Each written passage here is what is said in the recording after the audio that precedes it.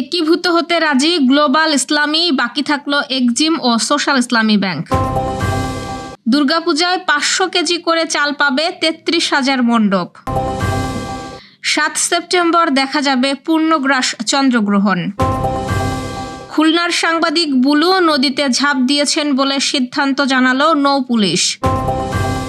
প্রাথমিক বিদ্যালয়ে ধর্মীয় শিক্ষকের বদলে সঙ্গীত শিক্ষক নিয়োগ অশুভ ইঙ্গিত, জানালো ইসলামী আন্দোলন। দর্শক, গ্রামের কাগজের সকালের খবরে আপনাকে স্বাগত। শুনছিলেন প্রধান প্রধান শিরোনাম, এছাড়াও রয়েছে রাশিফল। এবার চলুন যাওয়া যাক মূল আয়োজনে। একীভূত হতে তৃতীয় ব্যাংক হিসেবে সম্মতি জানিয়েছে গ্লোবাল ইসলামী ব্যাংক। বৃহস্পতিবার বাংলাদেশ ব্যাংকের শুনানি শেষে এ তথ্য জানান ব্যাংকটির চেয়ারম্যান মোহাম্মদ নুরুল আমিন। তিনি বলেন, ব্যাংকের বর্তমান ঋণ স্থিতি 14,000 কোটি টাকা। এর মধ্যে 12,000 কোটি টাকায় নামে বেনামে নিয়েছে এসালম গ্রুপ। এর সবই এখন খেলাপি। এসব ঋণের বিপরীতে জামানত আছে 25% কম। সম্প্রতি একীভূত হতে সম্মতি দেয় ইউনিয়ন ব্যাংক ও ফার্স্ট সিকিউরিটি ইসলামী ব্যাংক। ব্যাংক দুটি থেকে মোট 66,000 কোটি টাকা লুট করেছে এসালম গ্রুপ। এক্সিম ব্যাংক অবশ্য এখনই একীভূত হতে রাজি নয়। এর জন্য অন্তত 2 বছর সময় চেয়েছে ব্যাংকটির পর্ষদ। এই ব্যাংকটি থেকেও বিপুল অর্থ লুট করেছেন এর সাবেক চেয়ারম্যান নজরুল ইসলাম মজুমদার। ব্যাংক খাত সংস্কারের অংশ হিসেবে দুর্বল 5 ব্যাংককে একীভূত করার উদ্যোগের অংশ হিসেবে সপ্তাহব্যাপী শুনানির আয়োজন করে বাংলাদেশ ব্যাংক। শারদীয় দুর্গাপূজা উপলক্ষে দেশের 64 জেলায় 32,990টি পূজা মণ্ডপে বিতরণের জন্য 16,496 মেট্রিক টন চাল বরাদ্দ দিয়েছে সরকার। প্রতিটি মণ্ডপ 500 কেজি হারে চাল পাচ্ছে। দুর্যোগ ব্যবস্থাপনা অধিদপ্তর থেকে চালের বরাদ্দপত্র জেলা প্রশাসকদের কাছে পাঠানো হয়েছে। হিন্দু ধর্মাবলম্বীদের সবচেয়ে বড় উৎসব দুর্গাপূজা শুরু হবে আগামী 28 সেপ্টেম্বর। বরাদ্দপত্রে বলা হয়েছে, শারদীয় দুর্গাপূজা উৎসব উদযাপনের লক্ষ্যে দেশের 64টি জেলার 32,990টি পূজা মণ্ডপে আগত ভক্তদের আহার্য বাবদ বিতরণের জন্য মণ্ডপ প্রতি 500 কেজি হারে মোট 16,495 টন চাল বরাদ্দ দেওয়া হলো। এতে আরও বলা হয়, জেলা প্রশাসক তার জেলার পূজা মণ্ডপের সংখ্যা, আকার, ব্যাপকতা, আর্থিক সামর্থ্য, সচ্ছলতা, দারিদ্রতা এবং সংশ্লিষ্ট অন্যান্য বিষয়াবলী বিবেচনা করে উপজেলা ওয়ারি চাল উপবরাদ্দ করবেন। মণ্ডপ মন্দিরের সংখ্যা কম হলে অতিরিক্ত চাল মজুদ রেখে দুর্যোগ ব্যবস্থাপনা অধিদপ্তরকে জানাবেন এবং নিরীক্ষার জন্য প্রয়োজনীয় হিসাব সংরক্ষণ করবেন। চলতি মাসেই বিশ্ব এক মহাজাগতিক দৃশ্যের সাক্ষী হতে চলেছে। আগামী রোববার বাংলাদেশ সহ পৃথিবীর বিভিন্ন স্থান থেকে দেখা যাবে পূর্ণগ্রাস চন্দ্রগ্রহণ।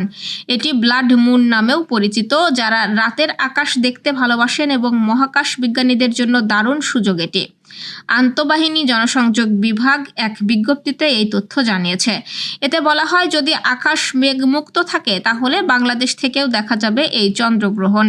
চন্দ্রগ্রহণটি 7 সেপ্টেম্বর রাত থেকে শুরু হয়ে পরের দিন অর্থাৎ 8 সেপ্টেম্বর ভোর পর্যন্ত চলবে। মোট 7 ঘন্টা 27 মিনিট স্থায়ী হবে গ্রহণ। তবে পূর্ণগ্রাস গ্রহণের সময়টাই সবচেয়ে আকর্ষণীয়। এই সময়ে দেখা যাবে ব্লাড মুন। বাংলাদেশ সময় 7 সেপ্টেম্বর রাত 8:28 থেকে শুরু হবে চন্দ্রগ্রহণ। তবে খালি চোখে চাঁদের এই পরিবর্তন খুব একটা বোঝা যাবে না। রাত 9:27 থেকে চাঁদের একটি অংশ ধীরে ধীরে কালো হতে দেখা যাবে। রাত 10:30টায় পৃথিবীর ছায়া পুরোপুরি চাঁদের উপর পড়বে। এই মুহূর্তে চাঁদ পুরোপুরি অদৃশ্য হবে না, বরং লালচে বা তামাটে রং ধারণ করবে। খুলনার সাংবাদিক ওয়াহেদুজ্জামান বুলু সেতু থেকে রূপসা নদীতে ঝাঁপিয়ে পড়ে আত্মহত্যা করেন বলে সিদ্ধান্তে পৌঁছেছে নৌ পুলিশ। ওই ঘটনার তদন্তের মধ্যে খানজাহান আলী সেতুর ওপর থাকা 2টো ক্লোজ সার্কিট ক্যামেরার ভিডিও দেখে পুলিশ এই সিদ্ধান্তে উপনীত হয়েছে বলে বৃহস্পতিবার এক সংবাদ বিজ্ঞপ্তিতে জানানো হয়েছে। গত রোববার সন্ধ্যায় খুলনা অঞ্চলের নৌ পুলিশ রূপসা নদীর খানজাহান আলীর সেতুর নিচ থেকে একটি মৃতদেহ উদ্ধার করে। পরবর্তীতে লাশটি খুলনার সাংবাদিক বুলুর বলে শনাক্ত করেন স্বজনরা। নৌ পুলিশের বিজ্ঞপ্তিতে বলা হয়, মরদেহ উদ্ধারের পর নিহতের ভাই খুলনার লবণচড়া থানায় একটি অপমৃত্যুর মামলা দায়ের করেন, যা রূপসা নৌ পুলিশ ফাঁড়ি তদন্ত করেছে। ওই মামলার তদন্তকালে ব্রিজের উপর থাকা 2টি সিসি ক্যামেরার ভিডিও সংগ্রহ করা হয়। ওই ভিডিওগুলো বিশ্লেষণ করে দেখা যায় যে সাংবাদিক ওয়াহিদুজ্জামান বুলু গত রোববার দুপুর 2:20 নিজেই ব্রিজের উপর থেকে ঝাঁপ দিয়ে নিচে পড়েন। তবে গত সোমবার বুলুর মরদেহ সুরতহাল করার পর রূপসা নৌ পুলিশ ফাঁড়ির এসআই মুহিদুল হক বলেছিলেন, বুলুর মুখ থ্যাতলানো, 2 হাত ভাঙা ও গায়ে কয়েকটি আঘাতের চিহ্ন পাওয়া গেছে।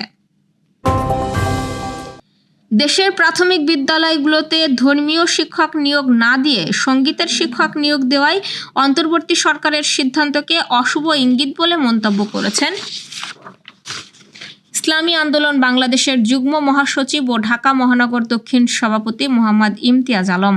ইসলামী আন্দোলন বাংলাদেশের প্রচার সম্পাদক মোহাম্মদ মাকসুদুর রহমানের পাঠানো বিবৃতিতে তিনি এই মন্তব্য করেন। বিবৃতিতে বলা হয়, 92% মুসলমানের দেশে প্রাথমিক বিদ্যালয়গুলোতে সঙ্গীত বিষয়ক শিক্ষক নিয়োগ জন আকাঙ্ক্ষা পরিপন্থী, অথচ দীর্ঘ বছর ধরে প্রাইমারি স্কুলগুলোতে একজন আরবি বা নুরানি শিক্ষক নিয়োগের জন্য দেশের উলামায়ে কেরাম দাবি করে আসছেন। সরকার প্রাথমিক বিদ্যালয়ে ইসলাম ধর্ম শিক্ষক নিয়োগে এদেশের অভিভাবকদের দীর্ঘদিনের দাবিকে উপেক্ষা করে অযাচিতভাবে সঙ্গীত শিক্ষক নিয়োগের ঘোষণা দিয়েছেন। যেদিন থেকে সংস্কৃতি বিষয়ক মন্ত্রণালয়ের উপদেষ্টা পদে মোস্তফা সরোয়ার ফারুকীকে নিয়োগ দেওয়া হয়েছে, সেদিন থেকেই বর্তমান সরকারের মধ্যে মূল্যবোধের ঘাটতি দেখা দিয়েছে বলে ইসলামী আন্দোলন বাংলাদেশের বিবৃতিতে অভিযোগ করা হয়। দর্শক, এবার চলুন জেনে নিই কেমন যাবে আপনার আজকের দিন, অর্থাৎ 5 সেপ্টেম্বরের সম্ভাব্য রাশিফল। মেষ রাশির আজ পরিশ্রমের ফল আসতে পারে, প্রেমে নতুন রং আসতে পারে এবং অর্থনৈতিকভাবে দিনটি ভালো যাবে। বৃষ রাশির অপ্রত্যাশিত আয় হতে পারে, পরিবারে মিলনের মুহূর্ত আসবে, তবে স্বাস্থ্যের দিক খেয়াল রাখা জরুরি। মিথুন রাশির কাজে সাফল্য মিলবে, তবে ব্যস্ততা বাড়বে। বন্ধুদের সঙ্গে সময় আনন্দময় কাটবে এবং প্রিয়জনের মনোযোগ পাবেন।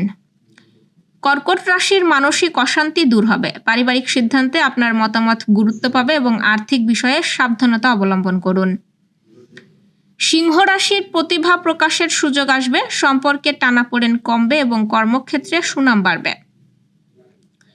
কন্যা রাশি নিজের পরিকল্পনায় দৃঢ় থাকুন, প্রেমে ভুল বোঝাবুঝি হতে পারে, অর্থ ব্যয়ে সংযম দরকার। তুলা রাশির নতুন বন্ধুত্ব হতে পারে, কর্মজীবনে নতুন সুযোগ মিলবে, দাম্পত্য সম্পর্কে মধুরতা বাড়বে।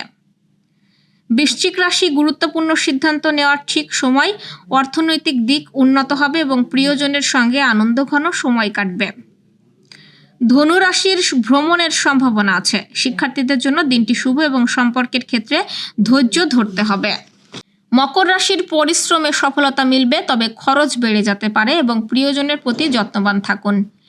কুম্ভ রাশির কাজে বাধা কাটবে, নতুন কিছু শেখার সুযোগ আসবে এবং দাম্পত্য জীবনে সুখ শান্তি বাড়বে। মীন রাশির আত্মীয় স্বজনের সঙ্গে সময় কাটবে, অর্থনৈতিক দিক মজবুত হবে এবং প্রেমে আনন্দ আসবে।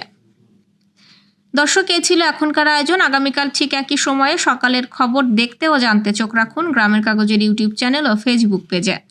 আর প্রতিদিনের খবরের আপডেট পেতে গ্রামের কাগজের ইউটিউব চ্যানেল সাবস্ক্রাইব এবং ফেসবুক পেজ ফলো করে রাখতে ভুলবেন না। আমাদের পরবর্তী খবর দেখুন বিকেল 3টায়। শুভ বিদায়।